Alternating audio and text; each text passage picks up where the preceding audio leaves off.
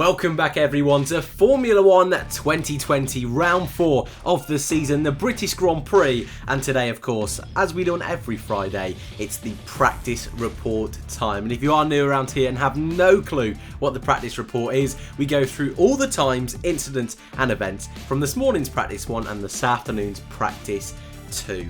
Quite a lot to get through today, so we'll just quickly mention, if you are new around here, feel free to subscribe, slap a like if you did enjoy it, really helps out the channel, dislike if you didn't want to give any feedback. As always, spoilers ahead if you want to avoid spoilers from practice, but we'll start off with the times and then take a little bit of a deeper look on today's incidents.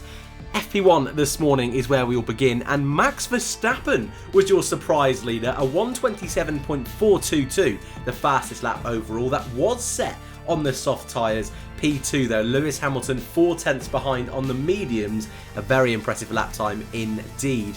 But perhaps even more impressive, Lance Stroll, P3 for Racing Point, 5 tenths of Max Verstappen's best time. However, that P3 for Stroll, just over a tenth away of Lewis Hamilton.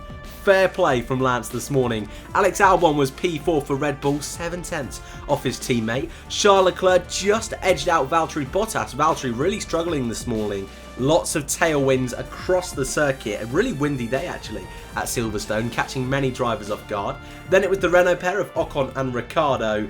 Nico Hülkenberg was P9. Can't wait to talk about him in a little bit. Danny Kvyat rounded out the top 10. Your bottom half was led by Pierre Gasly in the AlphaTauri, 1.4 of Max Verstappen's best time. Then it was the two McLarens, Carlos Sainz, the lead of the two in P12, Lando Norris with that awesome new helmet in P13, I'll mention that in a moment as well. The two Haas cars a little bit better here today, but not much improvement, P14 and 15 respectively. Kimi Raikkonen, who had a difficult morning session, P16, Russell, Giovinazzi and Nicholas Latifi round up your finishers. Sebastian Vettel did not set a single lap in the morning session. In the afternoon, things got even crazier. And if you think one or two drivers was out of place in the morning session, goodness me, this afternoon, it was all over the place.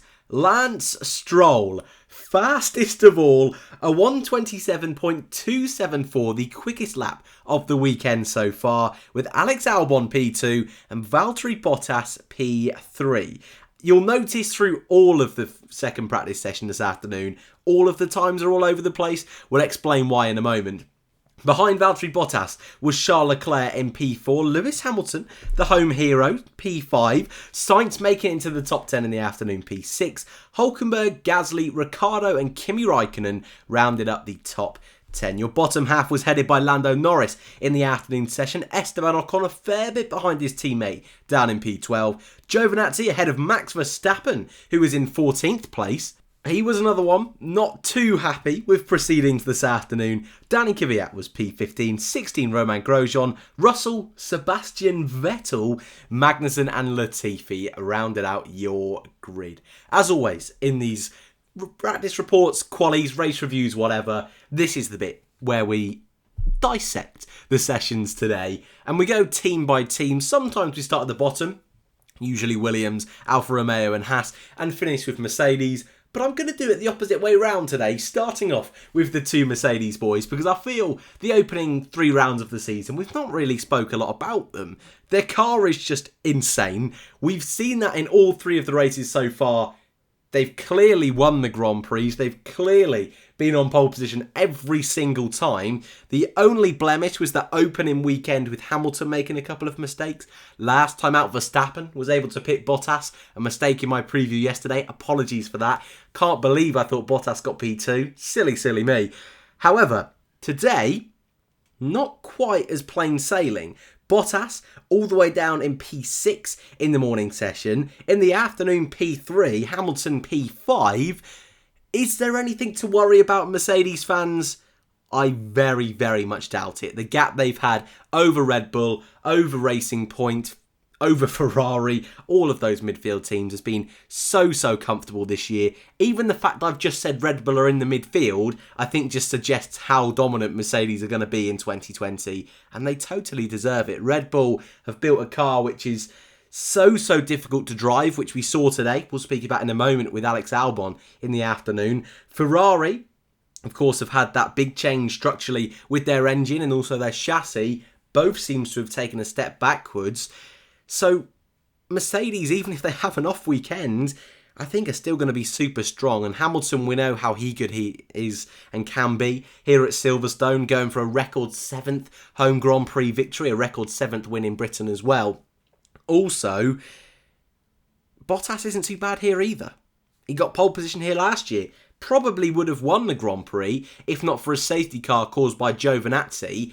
And with dry weather, the only thing I can really see keeping either of those two off the podium is going to be some kind of mechanical failure or incident on lap 1. I can't really see anything else happening. But those two had a great scrap here last year. I think they're going to have a hell of a lot of fun tomorrow, which is going to be awesome to see. Those cars pushing it to the limit, through Copse, Maggots and Beckett, Stowe. But it is going to be that fight in the midfield, which I love so much, that I think is going to be really the focus of this weekend. And at the front of that midfield, it's really hard to call. I think once again, it's going to be a fight between Racing Point and Red Bull. The only thing holding Racing Point back is going to be the fact that their star man Sergio Perez is not going to be driving this weekend, and Nico Hülkenberg is going to take his place. I did a little video this morning before both practice sessions, but if you've missed that, Sergio Perez has been tested positive for COVID-19. In his place is going to be Hülkenberg, not only for this weekend, it's now been confirmed for next weekend as well. So Nico Hülkenberg, I know he's only missed 3 races, but it's been 7 months out of a Formula 1 car. No winter testing, no prior practice or simulator work with this team. Jumping in a new car, has got to pretty much be on it straight away, and wasn't too bad today actually. About 6/10 off Lance Stroll in both sessions, but considering again, it's the first time he's jumped in that car, not bad at all. But Lance Stroll, who did a great race, one of his best ever race weekends it was last time out in Hungary, doing a really good job again today. In the morning session, P3. In the afternoon session, P1. Yes, he's got a much better car this year, but Lance Stroll doing a solid job and could surprise a lot of people here this weekend. Hülkenberg, solid. 7th in the afternoon. Only a couple places behind Lewis Hamilton, only a few tenths behind Lewis Hamilton. I think he could be a big surprise this weekend, especially after tomorrow with further running in practice 3. We'll be able to work overnight with the engineers, set up that car a little bit more to his liking. I think Hülkenberg could have a really strong weekend. Red Bull, though, they're a team that had plenty of incidents today. Alex Albon, we might as well mention him first, a little bit off Max Verstappen's best time this morning, 7/10 a gap at the end of this session. Albon made a few mistakes in his quali runs, if you want to call them that, in first practice, but it's not really quite to that speed as of yet. But this afternoon, while he was doing a few quali runs, whilst the majority of cars were banging in those laps, Albon, going through Stowe, which is just before the final chicane, completely lost it, turning in. Did a little correction and it seemed to be okay, but then the car snapped once again, flinged it off into the outside barriers.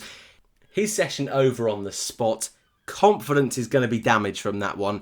The car already seems a little bit on edge, a little bit skittish, and on a qualifying lap, knowing that pushing it to the limit is going to cause a big incident like that, that's going to hurt him. And he was a driver I tipped to do quite well this weekend. I'm a little bit nervous for Alex after that one. Also, when you look at the pace of the Racing Point cars and the Ferraris, at least on the side of Charles Leclerc, I think Albon may struggle here at what is kind of his home Grand Prix, sort of. Max Verstappen, though, 14th in the afternoon. On paper, it doesn't look good, but on his only qualifying run, just before that red flag caused by Albon, he was blocked by Romain Grosjean. And he wasn't too happy about it, is what I might as well say, and that's an understatement. Max really not happy, and Grosjean not happy with how Max responded.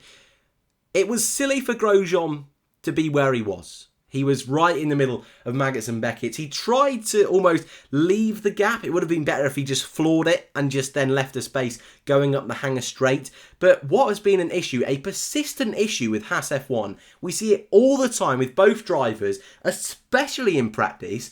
We've had this issue for the last couple of years. The team radio and engineers don't tell the drivers when cars are coming up behind them. They never have, and they've said before they're not going to change that. And it just makes no sense. It's so easy to watch. Well, I say this with very limited experience, but you would imagine it's relatively easy to watch a timing screen, watch the timing board and say, look, Roman, Max is coming up behind, make sure we give him a bit of space. But they don't do that. And at the risk of a penalty, I don't think it will amount to a penalty this time round, because technically he tried to move on the outside. I don't think he'll end up with a penalty. You can tell I'm already a bit frustrated that it's such an easy change to make. Could have big consequences. Haas, though, might as well talk about them. Difficult session, no real pace. At the back with Alfa and Williams. Williams seem to be that team at the back. Once again, they've got a few upgrades. George Russell's got a lovely tribute to the NHS on the side of his car. His home Grand Prix, of course, hoping to have a bit of a better result than last season. Alfa struggled this morning. Giovinazzi had a big spin, where the same place where Max Verstappen and Romain Grosjean had their incident. On the exit of Chapel through the Magnussen-Beckett's complex, completely ruined the floor of the car, flat spotted all full tyres.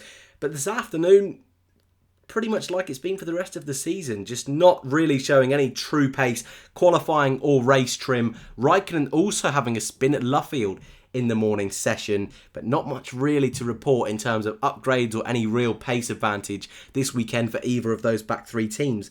And in the midfield, it looks like we could have a bit of a switch around. McLaren seem a little bit off the pace. They went really well here last season, especially with Lando Norris, before an late extra pit stop. An awful strategy call from McLaren in the race cost him a real good chance of being best of the rest last year. But the Sainz did well today, though. Not even looking like they're really going to be able to get through to Q3, which is quite worrying. Renault looked better. AlphaTauri looked much better, though Gasly reporting some engine issues again at the end of the session. Honda and AlphaTauri really not truly harmonious this season so far, but I think this could be really close between those three teams, which leaves just one team that is a huge outlier, Ferrari. Where on earth they're going to be, I have no idea. Sebastian Vettel completing 5 laps today. Not in the afternoon, not just in the morning, the whole day. 5 laps. I mean, all of those did come in the afternoon, but what a mess it really is turning out to be. Cooling issues this morning, no running whatsoever. This afternoon, more issues. Pedals, brake pedal I think it was, that was loose. He's going to have a difficult weekend. Before it's even started, it's almost over for Sebastian Vettel. And going into next weekend as well, he's going to have such little amount of laps completed compared to the rest of the drivers. Not what he needed. But Charles Leclerc, not looking too bad. Mixing it up with the racing points, with the Red Bulls. This is a circuit which they felt would suit them a little bit better. And it's looking good. So, to be honest with you, after Mercedes, it's an absolute free-for-all. And I can't wait for tomorrow's qualifying. And I think the race on Sunday, this is, I think, the best circuit we've had so far. Lots of overtaking opportunities. I think strategy may come into play, though. We're going to expect a one-stop. But if the temperatures really are as high as expected on Sunday, I think 29 degrees is not even track temperature, but just air temperature. It's going to be chaos. It's going to be unpredictable. Should be absolutely fantastic. And before we go, Formula 2 qualifying is just kicking off now. I'm not going to be able to cover that in today's video because they're doing it at 5 o'clock, a little bit later than normal this weekend.